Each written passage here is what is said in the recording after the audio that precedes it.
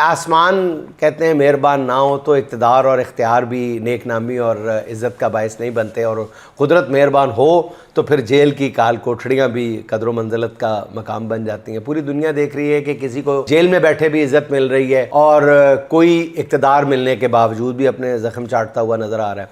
नवाज़ शरीफ साहब की सोच की जो सुइयाँ हैं वो अभी तक मुझे क्यों निकाला के नारे पे अटकी हुई हैं। मियाँ नवाज़ शरीफ को गिले करने की बजाय मेरा ख्याल अपनी किस्मत पर रश्क करना चाहिए, क्योंकि आप कौमी तारीख के वाहिद सज़ाई याफ्ता कैदी थे जिसे इलाज के ढोंग पर बैरून मुल्क जाने की इजाज़त मिली, और आप मुल्क से बाहर बैठ के कौमी सलामती के इदारों पर हमले करते रहे, फिर भी आप अपनी शराइत पर वतन वापस आए। आप ऐसे खुशनसीब मुजरिम थे जिनके लिए अदालत खुद चल के एयरपोर्ट पे पहुंच गई थी। इज़्ज़त माब जज ने एयरपोर्ट पे हाजिरी लगाई थी और आपको जेल की बजाय जुलूस के साथ घर जाने के अहकामात जारी किए गए थे।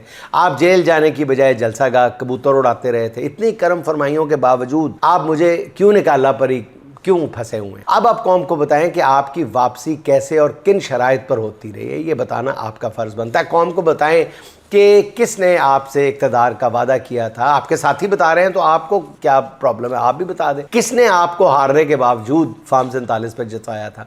कैसे आपकी बेटी को पहले फार्म 47 पर सीट दी गई, फिर सबसे बड़े सूबे की वज़ीर आला बना दिया गया?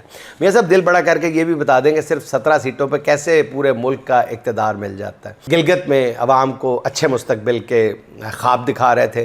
पहले तो ये बताएं कि आपके भाई की 4 साल हुकूमत के दौरान कैसे मुल्क की आधी आबादी जो है वो खत्ते गुर्बत से नीचे चलेगी। मियाँ साहब मुझे क्यों निकाला का रोना धोना बंद करें और बताएं कि कल आप एयरफोर्स के जिस जहाज़ में बैठकर गिलगित पहुंचे थे उस जहाज़ का आपके लिए बंदोबस्त किसने किया? मियाँ साहब हर वक्त मुझे क्यों निकाला का विर्द जो है वो नाशुक्री लगने लगा। कभी अपने लाने वालों के लिए कलमा खैर भी कह दिया करें ना। मियाँ साहब अपने मोहसिनों की मेहनत का या सखावत का कुछ तो एतराफ़ किया करें ना, कि किस तरह उन्होंने बख्त के तख्त से उतारे हुए और सियासत में बुरी तरह हारे हुए शख्स को इक़्तिदार की मसनद के आसपास रखा हुआ है। उन लोगों की आप कुछ तो तारीफ़ कर दिया करें ना जो रेस में आपके मुखालिफ किसी को आने नहीं देते थे। मियाँ साहब ये तो आपकी बदकिस्मती है कि आप अकेले दौड़ कर भी हार जाते हैं।